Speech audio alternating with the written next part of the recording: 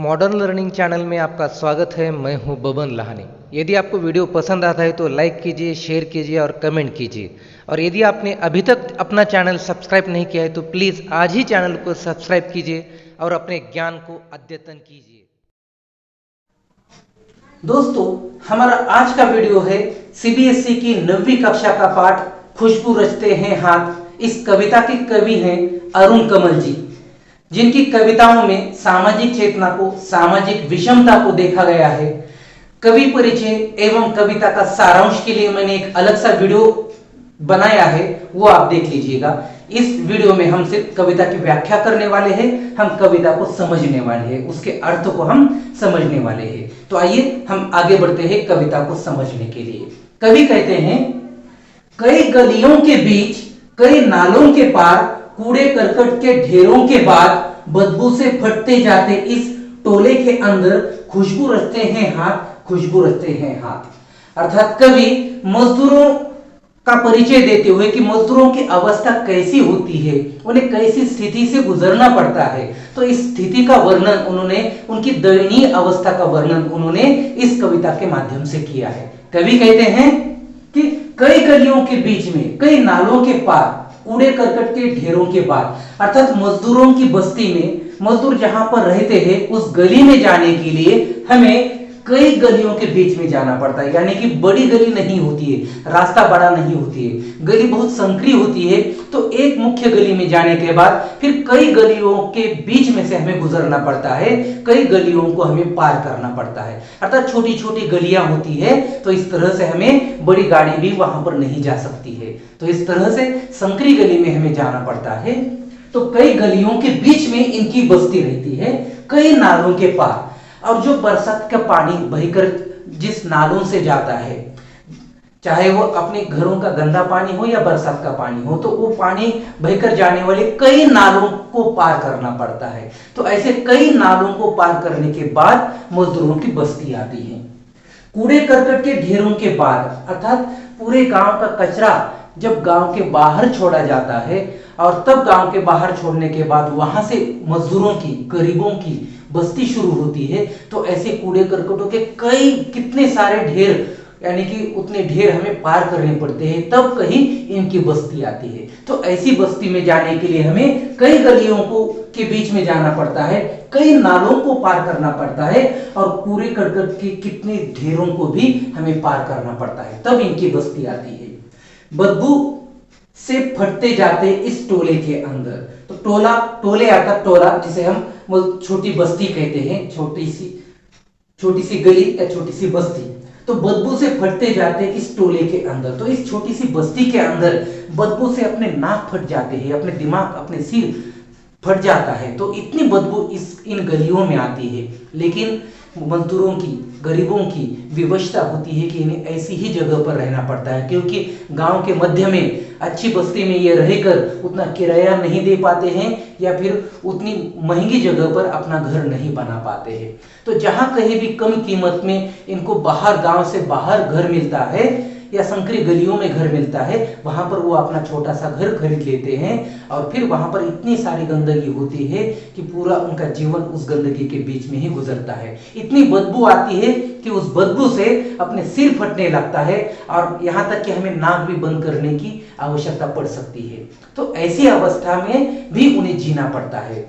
तो ये उनकी विवशता होती है, वो कुछ नहीं कर सकते, क्योंकि उनकी आमदनी ही इतनी कम होती है कि वो कुछ अपनी सुविधाओं को पूर्ण नहीं कर सकते हैं। तो ऐसे ही मजदूरों की बस्ती का वर्णन कवि ने यहाँ पर किया है।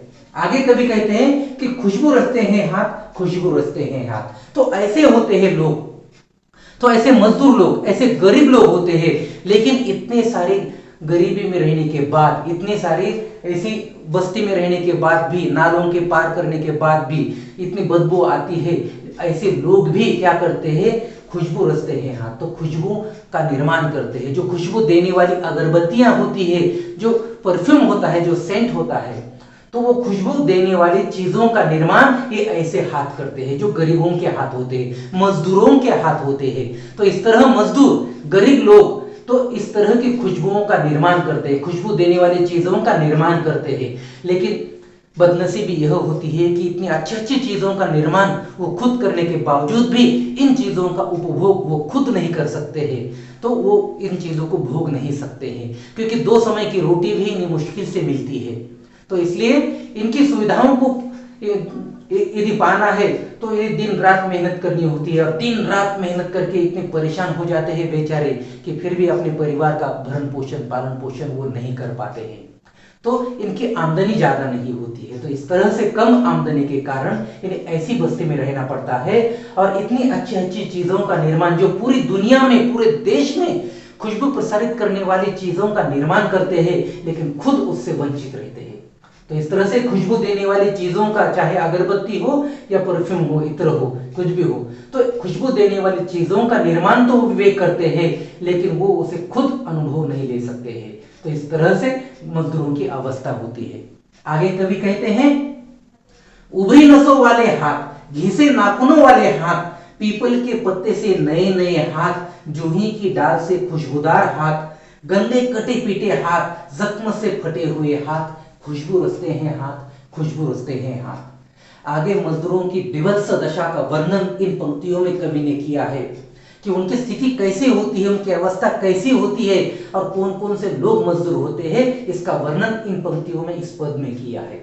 कवि कहते हैं कि उभरी नसों वाले हाथ, अर्थात मजदूरी कर करके लोग बूढ़े हो चुके हैं, और इतने बूढ़े हो चुके हैं और कमजोर है कि उनकी हड्डियां पसलियां दिखाई देती है, उनका पेट पीठ को गया हुआ रहता है, और उनके पूरे शरीर पर से ये नसें उभर कर आई हुई दिखाई देती है, मतलब बाहर आई हुई, यानी कि ऐसी नसें दिखाई देती है कि मानो ये पूरे नसों का ही यह समूह है शरीर, यानी कि यहाँ पर मांस नाम की चीज ही नहीं है, ऐसा लगता है। तो इस तरह से बुजुर्ग, ज्यादा उम्र वाले मजदूर लोगों के नसें बाहर आती है, तो इस तरह से उभरी हुई मतलब बाहर आती है, तो इस तरह से उभरी हुई नसों वाले हाथ, तो ऐसे लोग भी इन अगरबत्तियों का निर्माण करते हैं, खुशबू निर्माण करने वाले चीजों का निर्माण करते हैं। आगे कभी कहते हैं घिसे नाखूनों वाले हाथ, अर्थात वह इतनी मजदूरी करती है, इतना सख्त काम करते हैं कि उनके नाखून पूरे घिस जाते हैं, और हमें परेशानी होती है कि हम नाखूनों को काट काट कर परेशान होते हैं, लेकिन वो इतना काम करते हैं, इतनी मेहनत करते हैं कि उनके नाखून अपने आप घिस जाते हैं, उन्हें नाखून काटने की जरूरत भी नहीं गिरती है। तो इस तरह के मजदूरों को मैंने भी खुद देखा है कि वो खेत में चाहे कहीं पर भी, या फिर मिस्त्री के हाथों के नीचे काम करने वाले लोगों को देखा है, तो उनकी अवस्था ऐसी होती है कि उन्हें 2 समय की रोटी तक नसीब नहीं होती है। तो इतनी मेहनत करते हैं, जी जान से मेहनत करते हैं, ताकि उनका परिवार 2 समय की रोटी खा सके और अच्छी अच्छी चीजें वो खा सके, इसलिए वो कड़ी मेहनत करते हैं, और इन मेहनत के कारण उनके नाखून भी घिस गए होते हैं। आगे कभी कहते हैं पीपल के पत्ते से नए नए हाथ, अर्थात जो छोटे बच्चे होते हैं, जो कम उम्र के बच्चे होते हैं, उनके हाथ बहुत ही नाजुक होते हैं, जैसे पीपल के पत्ते ऐसे नाजुक नाजुक दिखाई देते हैं, ठीक इसी तरह इनके भी हाथ नाजुक नाजुक दिखाई देते हैं। तो पीपल के पत्ते की तरह कोमल कोमल हाथ, तो वो भी इस खुशबू रचने वाले अगरबत्तियों का निर्माण करते हैं, काम करते हैं। तो छोटे भले ही सरकार ने यानी कि कहा है कि बाल मजदूरी बंद करनी है, लेकिन मैं बहुत जगह पर मैंने देखा है, दुकानों पर काम करते हुए देखा है, कई छोटे मोटे उद्योग धंधों में काम करते हुए देखा है, होटलों में काम करते हुए देखा है, यहाँ की मिस्त्री के हाथ के नीचे काम करते हुए भी मैंने छोटे बच्चों को देखा है। तो जिनकी उम्र होती है पढ़ाई करने की, लेकिन उनके नसीब में पढ़ाई नहीं होती है, तो उन्हें इस तरह के काम विवशता से करने पड़ते हैं। तो इस तरह के बच्चों को भी काम करना पड़ता है। आगे कभी कहते हैं जूही की डाल से खुशबूदार हाथ, तो जूही की डाल की तरह खुशबूदार हाथ अर्थात नव युवतियों के हाथ जो खुशबूदार होते हैं, जो मन को महकाते हैं। तो इस तरह की नव युवतियां भी विवश होकर अपने परिवार का भरण पोषण करने के लिए इस तरह के काम करते हैं। गंदे कटे पीटे हाथ, जख्म से फटे हुए हाथ। अब गंदे कटे पीटे हाथ यानी कि जिनके हाथ कटे पीटे हुए गंदे हैं, तो ऐसे लोग भी, जो अपाहिज है, तो ऐसे लोग भी यहाँ पर काम करते हैं, क्योंकि उनके परिवार का भरण पोषण भी उन्हें करना होता है, पूरे परिवार की जिम्मेदारी उन्हीं के ऊपर होती है, चाहे वो अपाहिज क्यों न हो। तो इस तरह से विभत्स रस का वर्णन यहाँ पर कवि ने किया है कि वो इतने ऐसे कितने भी जख्म हो, कटे पीटे हो, यानी कि अपाहिज भी क्यों न हो, तो इन्हें काम करना पड़ता है। तो इस तरह का आगे कवि कहते हैं जख्म से फटे हुए हाथ, तो जख्मी होते हैं और इनके जख्मों से खून भी बहने लगता है, तो इसके बावजूद भी इन्हें काम करना पड़ता है, ये इनकी विवशता होती है। तो इनके विवश रस का वर्णन यहाँ पर कवि ने किया है। तो जो घृणा आती है ऐसा देखते हुए। दोस्तों आपने भी एक वीडियो देखा होगा कि एक अपाहिज व्यक्ति है कि जो मैंने वीडियो व्हाट्सएप पर देखा है, सच्चाई कितनी है उसमें मालूम नहीं, लेकिन वो वड़ा पाव बना रहा है, एक हाथ उसका यहाँ से कटा हुआ है, एक हाथ से वो इस तरह से वड़ा लेता है और वो उसमें मिलाकर यहाँ पर रख देता है और फिर यहाँ से ऐसा वड़ा का आकार देता है और फिर उसे निकालकर तलने लगता है। तो मतलब ये देखते हुए ऐसे हमारे मुंह ऐसे हमें ऐसी मतली आती है, घृणा होती है। तो ये उसकी विवशता होती है, क्योंकि उसके ऊपर पूरा परिवार निर्भर करता है। तो जो कमाता है उसके ऊपर पूरे उनके घर के बेटियां जो भी है या उसकी पत्नी है वो उसके ऊपर ही निर्भर रहते हैं। तो ये सच्चाई कितनी है मालूम नहीं, लेकिन सच में ये वीडियो देखने के बाद बाहर की कभी चीजों को मैं देखता हूं तो मुझे घृणा होती, मतली आती है कि यार अपने घर की चीजें खाना बहुत अच्छा है, ऐसा लगता है। तो इस तरह के लोगों की भी मजबूरी रहती है। ऐसे लोग भी जो जख्मी होते हैं, अपाहिज होते हैं, उनको भी काम करना पड़ता है।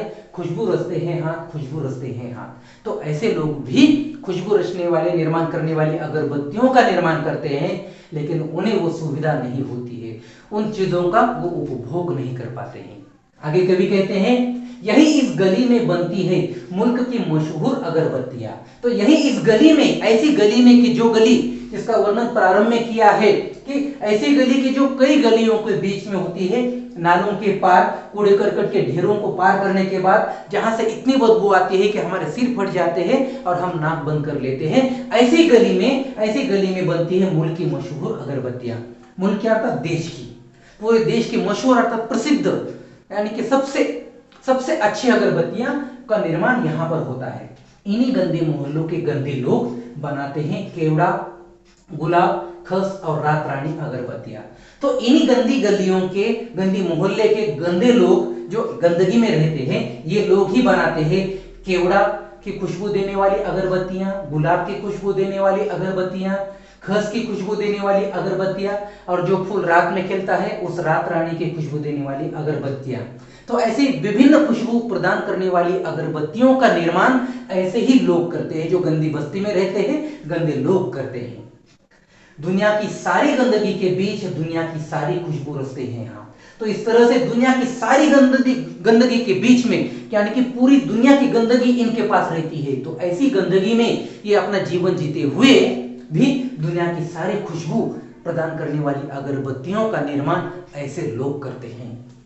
खुशबू रचते हैं हाथ, खुशबू रचते हैं हाथ। तो इस तरह से ऐसे हाथ खुशबू का निर्माण करते हैं, खुशबू प्रदान करने वाली अगरबत्तियों का निर्माण करते हैं, और इस तरह से वो दूसरों को खुशबू प्रदान करते हैं और खुद खुशबू से वंचित रहते हैं। ये उनकी मजबूरी होती है, ये उनकी विवशता होती है, क्योंकि इन्हें इतना काम करना पड़ता है कि इनके काम पर ही पैसे मिलते हैं और उन्हीं पैसों पर इनका घर का गुजारा होता है।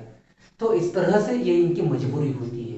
दोस्तों मैंने भी खुद अनुभव किया है कि ऐसे काम करने वाले मजदूरों को कि दिन रात कड़ी मेहनत करते हैं, और कड़ी मेहनत करने के बाद इन्हें इतनी पीड़ा होती है, इतना दर्द होता है कि उस दर्द को, उस पीड़ा को भूलने के लिए कभी कभी ऐसे लोग रात को शराब भी पी लेते हैं। वो भी सस्ते वाली शराब दोस्तों, महंगे वाली नहीं। जैसे हम हथबट्टी कहते हैं ना, तो वो हथबट्टी या फिर देशी जो कम पैसे में आती है। तो क्योंकि इनके पास पैसे ज्यादा नहीं होते, तो अपने घर की परेशानियों को, दुख दर्द को भुलाने के लिए, और अपने स्वयं के भी दुख दर्द को भुलाने के लिए ये शराब के आदी बन जाते हैं, और इसके कारण फिर घर में कभी कभी झगड़े हो जाते हैं। तो यह स्थिति मैंने खुद इनके नजदीक जाकर मैंने खुद अनुभव की है। तो दोस्तों इस तरह से इन मजदूरों की दयनीय दशा को लेखक ने हमारे सामने रखा है, और हमें यहाँ से सीख लेनी चाहिए, सबक लेना चाहिए, या फिर हमें एक तरह से यहाँ पर प्रण लेना चाहिए कि ऐसे लोगों की मदद जहां तक संभव हो हमें ऐसे लोगों की मदद करनी चाहिए, और इन्हें एक अच्छी सुविधा उपलब्ध करवानी चाहिए, एक अच्छे रहने की जगह हमें इन्हें देनी चाहिए, ताकि ये अच्छा जीवन जी सके। तो निश्चित रूप से इस कविता से प्रेरणा लेकर जितने लोगों की हो सके उतनी मदद आप खुद कीजिए, कि बस आपकी स्थिति जैसी है उस पर आधारित ऐसे लोगों की मदद कीजिए, इन्हें काम दीजिए और एक अच्छी आय इनको दीजिए। तो इस तरह से आज से हम ठान लेते हैं दोस्तों और यहीं पर रुकते हैं। हम जल्द ही मिलते हैं एक नए वीडियो के साथ, तब तक के लिए धन्यवाद।